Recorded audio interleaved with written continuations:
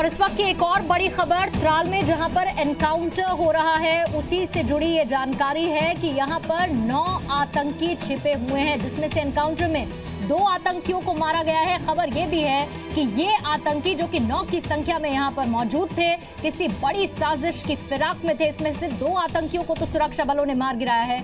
एक फिदायीन ये दस्ता है जिसके ये हिस्सा थे तीनों, 2 लोग जिन्हें मार दिया है और बाकी के 7 जिनकी मौजूदगी अभी भी है। और ये बड़ी आतंकी वारदात की फिराक में थे, तो उसकी तैयारी के साथ पहुंचे थे। मनीष मेरे साथ फोन लाइन पर इस वक्त जुड़ चुके हैं। मनीष, अब 9 आतंकियों की मौजूदगी की खबर मिल रही है कुल मिलाकर, जिसमें से 2 को तो मार दिया गया है। जी हाँ, देखिए अलग अलग रिपोर्ट्स आ रही है। ये कहा जा रहा है कि जैश ए मोहम्मद का ये आतंकियों का पूरा बड़ा सा जत्था था, गुट था ये, जो हाईवेज पर अटैक करने की प्लानिंग कर रहे थे।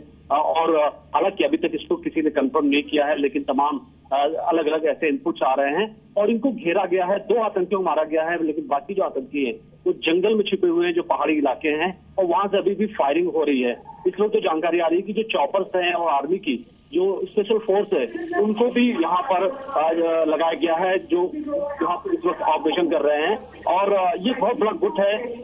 अगर इन सभी को एक तरीके से मार दिया जाता है तो एक बड़ी कामयाबी मानी जाएगी, क्योंकि लगातार इनपुट आ रहे हैं कश्मीर में कि अभी भी जो अमरनाथ यात्रा है या बाकी जो अहम ठिकाने हैं उन पर कोशिश हो रही है आतंकियों की तरफ से हमले करने की।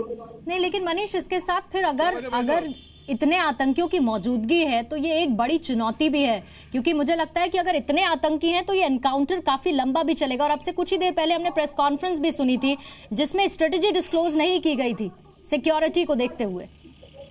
जी हाँ, बिल्कुल। अब मैं आपको बात बताऊं कि कल से ही तमाम जो सीनियर बड़े अधिकारी हैं जो पूरे ऑपरेशन देखते हैं, वो लगातार कुलगाम में इनकी विजिट हो रही थी। त्राल जो एरिया है उधर भी तमाम एक्टिविटीज देखी जा रही थी। तो कुछ इंटेलिजेंस से आ गए थे कि एक ग्रुप है जो वहां पर देखा गया है, लेकिन एग्जैक्ट जो नंबर थे वो नहीं मालूम थे।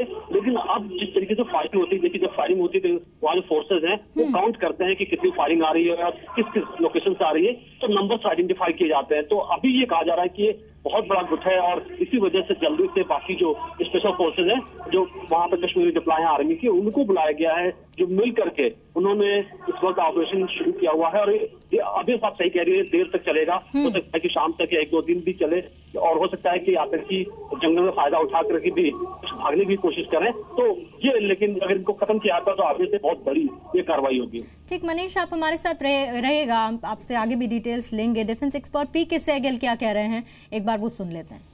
जो टेररिस्ट हैं उनका मोरल गिर रहा है, उनकी मोटिवेशन लेवल गिर रही है, और अगर इसी माफिक हम कार्रवाई करते रहे तो जो युवक हैं वो बड़े पैमाने पर ना तो रेडिकलाइज होंगे और ना ही अपनी मौत को ललकारेंगे। पिछले 7 महीने में हमने 102 टेररिस्ट को ढेर कर दिया है।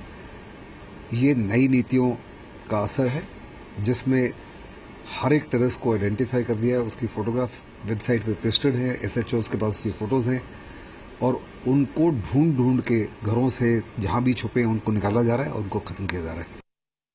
तो आपने डिफेंस एक्सपर्ट को सुना। मनीष हमारे साथ मौजूद है। मनीष, फिलहाल जो जानकारी मिल रही है कि कुल मिलाकर 9 आतंकी, 2 को मार गिराया गया, लेकिन ये जो इलाका है वो स्पेसिफिकली ये सतूरा वन क्षेत्र बताया जा रहा है। यहाँ पर कितना बड़ा चैलेंज हो सकता है और अभी की स्ट्रेटेजी को देखते हुए कितनी पुख्ता तैयारी के साथ सुरक्षा बल वहां पर है? देखिए, जो ये इलाका है वहाँ पे काफी जो ये कहा जाए कि लोकल कुछ सपोर्ट्स भी आतंकियों को मिले हुए हैं, और पिछले 5-6 महीने से काफी ज्यादा यहाँ पे एक्टिविटीज देखी जा रही, क्योंकि सारे साउथ कश्मीर के इलाके हैं।